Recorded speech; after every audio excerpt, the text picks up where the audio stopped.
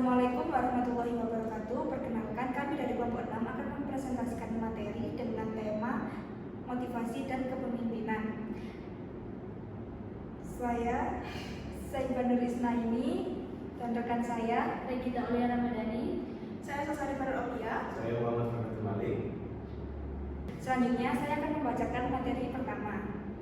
Pertama, peran motivasi dan kepemimpinan dalam organisasi dan manajemen. Motivasi dan kepemimpinan adalah dua faktor utama yang memiliki pengaruh signifikan bagi prestasi karyawan dalam suatu organisasi dan manajemen. Kombinasi motivasi yang tinggi dan kepemimpinan yang efektif dapat memberikan dampak positif bagi prestasi karyawan dalam suatu organisasi dan manajemen. Motivasi memberikan dorongan intrinsik dan ekstrinsik bagi karyawan untuk berkinerja tinggi. Sedangkan kepemimpinan memberikan panduan, dukungan, dan inspirasi untuk mencapai hasil yang diinginkan. Contoh nyata penerapan motivasi dalam organisasi adalah perusahaan Google yang dikenal memiliki lingkungan kerja yang inovatif. Google memberikan kebebasan kepada karyawan untuk mengerjakan proyek yang mereka minati atau motivasi intrinsik, sekaligus menawarkan berbagai tunjangan dan bonus. Ini adalah termasuk motivasi ekstrinsik. Ini membuat karyawan merasa termotivasi untuk terus berkarya dan inovatif, sehingga Google mampu menghasilkan produk-produk yang berkualitas tinggi. Yang kedua yaitu perspektif kebutuhan mengenal motivasi. Motivasi dapat didefinisikan sebagai suatu kekuatan dalam diri seseorang yang mendorong atau menggerakkannya untuk memenuhi kebutuhan dan keinginan dasarnya. Tingkat kebutuhan akan memutuskan penghargaan seperti apa yang akan memuaskan seorang pekerja. Menurut Dessler, kebanyakan psikolog meyakini bahwa semua motivasi berasal dari suatu ketegangan yang terjadi jika satu atau lebih kebutuhan penting kita tidak terpenuhi. Maslow juga mengatakan bahwa hanya kebutuhan yang tidak terpenuhi yang akan menjadi sumber motivasi. Kebutuhan yang terpenuhi tidak menciptakan ketegangan dan oleh karena itu tidak ada motivasi.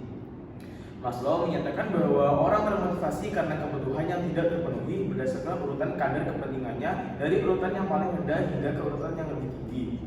Teori Maslow telah memperoleh pengakuan secara luas, terutama di antara para manajer yang bekerja. Teori ini secara intuitif, logis, dan mudah dipahami, namun sayangnya riset tidak mengabsahkannya. Maslow tidak memberikan substansi yang empiris dan beberapa studi yang berusaha membuktikannya tidak menemukan bukti pendukung itu. Selanjutnya yang ketiga yaitu perspektif pengharapan mengenai motivasi.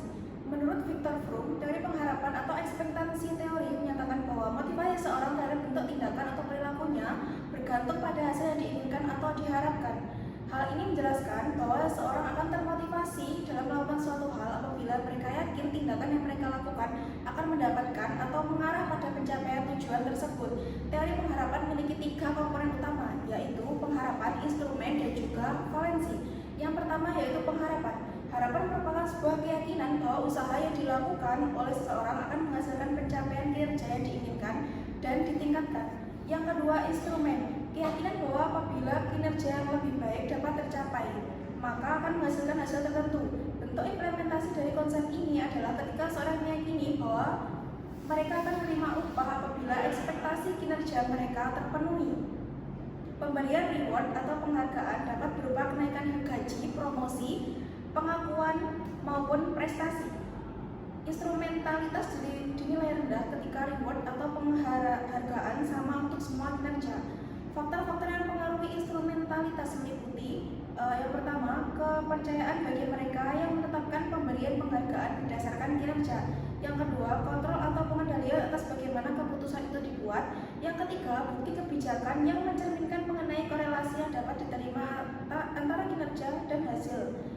Yang ketiga, valensi. Nilai yang dirasakan oleh individu yang diperoleh dari imbalan suatu hasil yang didasarkan pada kebutuhan, tujuan, nilai-nilai, preferensi seseorang, dan sumber motivasi. Valensi ditandai dengan sejauh mana seseorang dapat menghargai hasil atau imbalan yang diberikan. Dan yang keempat yaitu hubungan motivasi dengan kepemimpinan.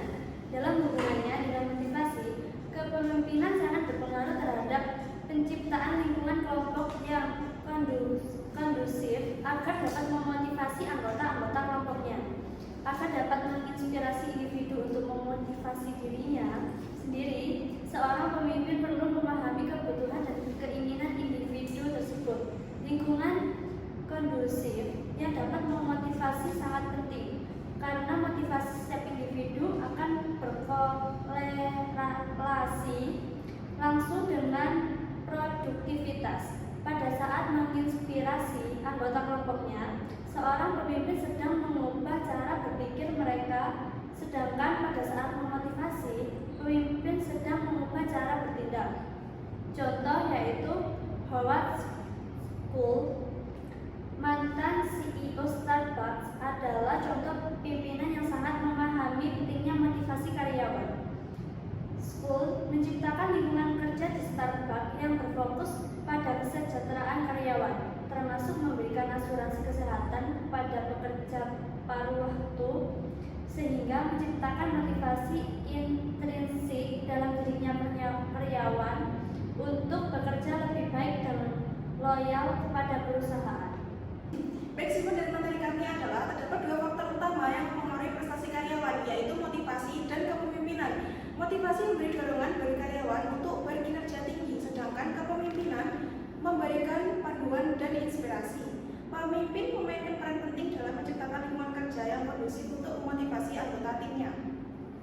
Sekian presentasi dari kelompok kami. Maaf bila ada salah kata. Wassalamualaikum warahmatullahi wabarakatuh.